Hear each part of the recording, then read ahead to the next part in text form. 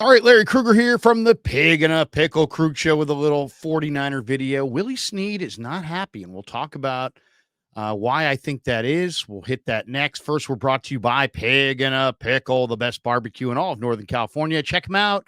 2 locations. They're in Corte Madera and they're in Emeryville. They're open from 11 a.m. till 8 p.m. They do run out, so get there early. Get the brisket chili. It's amazing, but it's all fantastic. Barbecue chicken, house-made sausages. Damon and Mary work at it. That's why they got a killer restaurant. Go check out Pig and a Pickle. Tell them tell Damon and Mary that Larry Krueger sent you, and enjoy some phenomenal barbecue. All right, this video is brought to you by Sharp Corner Sports Cards and Collectibles. They're at 205 Cypress Avenue in Pacific Grove. Call Anthony Catania at 831-521-5264. All right, let's talk a little bit about Willie Snead. Out of nowhere, he sent out a tweet the other day, and he may have been unhappy with the Niners. It may have been one of his previous teams. He didn't necessarily specify. He's been on the Niners the last couple of years, and I think I know why he's upset. Let's first read his tweet. He said, "All I want is to go back to a team that isn't afraid to let guys compete for a roster spot. The last 3 years have been nothing short of entitlement. Competition breeds champions 100 or exclamation point." I think I understand where Willie's coming from. First of all these people who are big Niner fans who are pushing back on Willie Snead. You're this, you're crap, you're garbage, you're this, you're not good enough. Just, park all that. This is a tremendous guy. I mean, this guy is a really good dude. This is the kind of guy you would want your daughter to marry. This is a really solid human being. So, is he expressing some professional frustration in a public forum? Yeah. So is he bringing on some of this criticism on his own? Sure, I guess you can make that argument. But when people get really nasty, it's like, dude, you're talking about a really great guy. You're talking about a guy who is as respected as any voice in the entire locker room over the last couple seasons. You're talking about a guy who's really, really solid. So, I oftentimes, if it was some guy who just, ran his mouth and was really young and didn't know any better and questionable this, questionable that, then it would be one thing. This guy's solid. He's a veteran. He's been around the block. He's really solid. He's really beloved by his teammates in that room and probably by Kyle Shanahan and John Lynch alike. So, let's just park all the super negative Willie Snead commentary right there. Now let's go back and try to understand what he's talking about and where he's coming from and make sense of it. Okay, so the Niners, the NFL grew the practice squad, right? They grew the practice squad from, it was like 4 guys, then it was 9 guys. Now I think it's 16 guys. And when they grew the practice squad, the last time, they also kind of changed the rules. It wasn't just for developmental players. It was also kind of like a taxi squad where they could put veteran players on the list. And the Niners took advantage of it. They signed Willie Snead, who didn't have a home. They put him on the practice squad. He practiced with them every day. He went to training camp just like everybody else and tried to earn a roster spot. But when he didn't make it, he cleared waivers. They put him on the practice squad. And throughout the course of the year, when they had an injury, instead of calling up Danny Gray, who was injured and young, or sometimes Ronnie Bell or Tay Martin, young guys who have, that they like and that they're developing on the practice squad, they didn't call those guys off the practice squad. They called Willie Snead, and Willie Snead played in games. And he played well. I'll say this too. Willie's not done. I mean, Willie's a little bit long in the tooth, but he's not done. He played great in the preseason. He played fantastic in training camp. When you watch him running around and doing routes in practice with the other receivers, he looks as good or better than all of them. So I do agree with Willie that he still can play. And I do agree with Willie that he should have a better role. But he's kind of gotten labeled as this kind of journeyman now that he's been around the league a little bit. He's had 2 or 3 teams since his first foray with the Saints.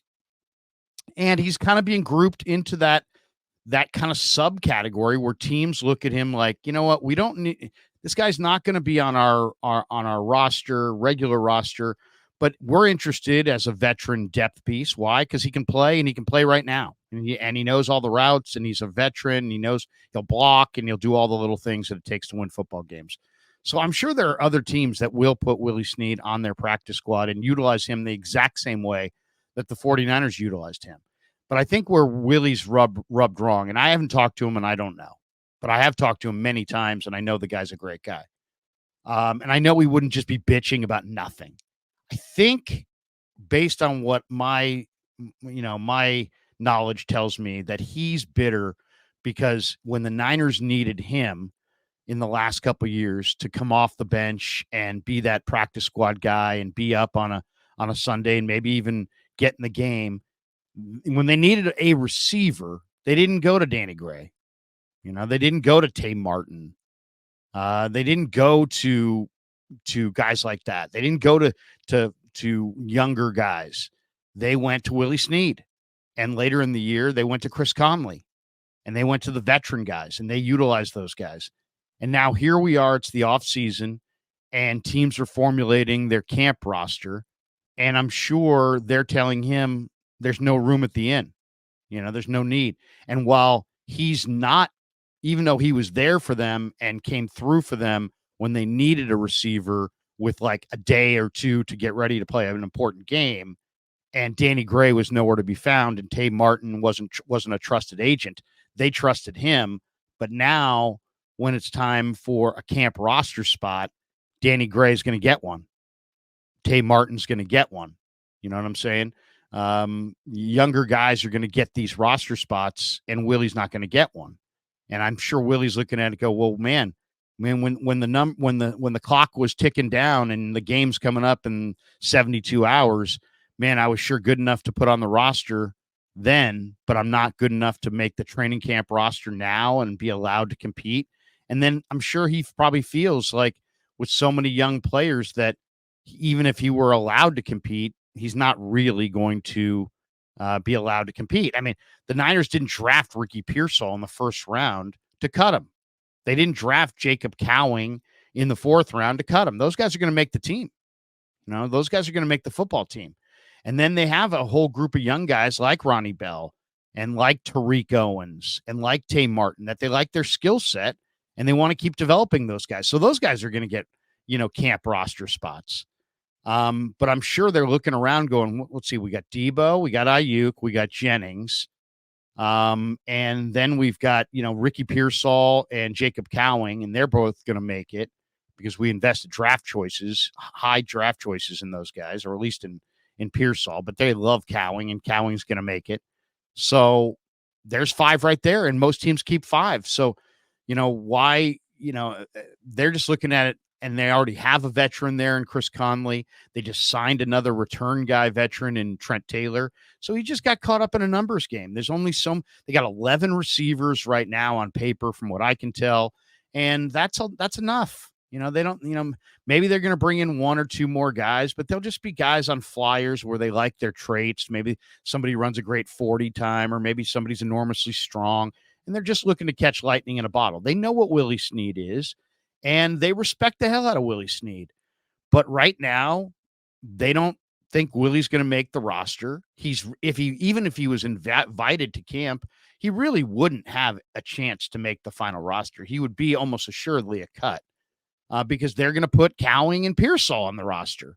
And they already have 3 guys in front of those guys. And most teams go with 5 or 6 wide receivers. So I feel bad for Willie. On one hand, I don't feel bad for him because you know what? He's an adult. He had his eyes wide open. It's a business. And he should know the business better than anybody. But I do kind of feel bad for him because the league has kind of created this next level of player where they're veterans, but they're not going to make the roster. And then all of a sudden they're looking at practice squad, and practice squad money is not nearly the same. And, you still got to do all the drudgery. You just don't get to do any of the enjoyment. And there's no guarantees. I mean, it's NFL in 2024. There's no guarantees. It is a business. You are going to emphasize and developing your young receivers, especially if you invest draft pick compensation in them, then you've got a sizable investment. They got a bigger investment in Ricky Pearsall now and Jacob Cowing than they have in Willie Snead. I still think that if they had the right number of injuries and things shook out, that they would absolutely be knocking on Willie's door, and Willie would probably play the exact same role next year that he plays this year. But I think he probably needs a change of scenery. He probably needs to go somewhere else. But he's good enough to play. I mean, this is the tough part about it. This guy is good enough to play, and he's probably better than these young receivers that he's going against, and it rubs him wrong. He knows all the nuances of the position, and he's not going to get a roster spot in camp. But Danny Gray is. Why? Because they invested a third-round pick in him a couple years ago. He runs in the 4.3s, and this is his last go-round to make them correct on their draft evaluation. So they're invested in him. And they're invested in some of the other young players like Ronnie Bell. And it's going to be tough for everybody not named, Debo, Ayuk, Jennings, Cowing, or Pearsall to make the roster at wide receiver. That includes Chris Conley, who had a nice catch in the Super Bowl. That includes Trent Taylor, who might be a very dependable kick returner. That includes Ronnie Bell, who's got as good a ball skills as any 49er receiver on the entire team.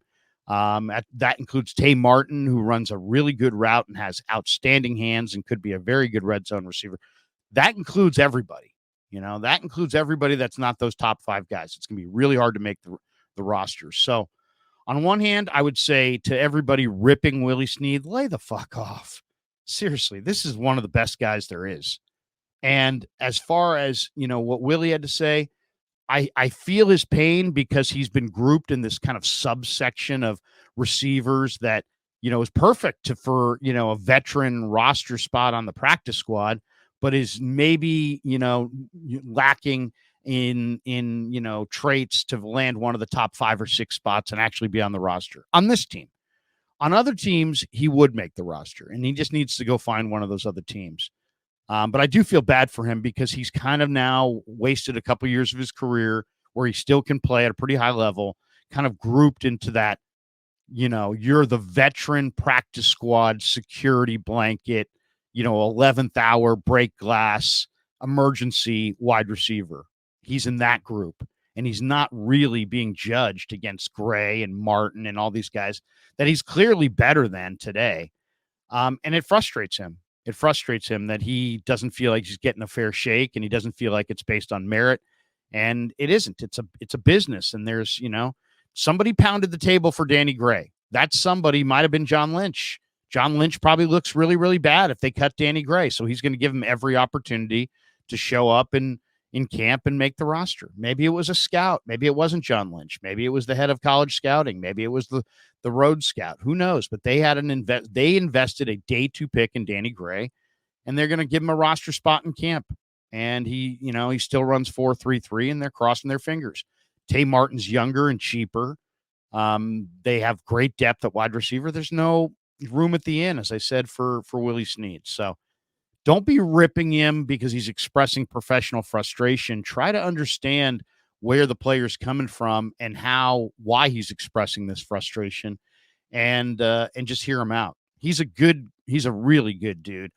He's one of my favorite guys on the entire team. I hope he finds a new home. At the end of the day, if I was talking to him about it, I'd be empathetic because I understand what he's going through. But I'd also be like, hey, man, it's a ruthless biz. It's a ruthless business. And this is just one of many, many glimpses into how ruthless it really is at its core. So, Willie, we love you, brother. Hope you're doing great. And we wish you nothing but success. And for people ripping him, come on, guys. Seriously. Willie Snead's a great dude. Hey, thanks to Pig and a Pickle for being the title sponsor of the Krug Show. And thanks to Sharp Corner Sports Cards and Collectibles for sponsoring this video. Thanks to all you guys for supporting the Krug Show on YouTube.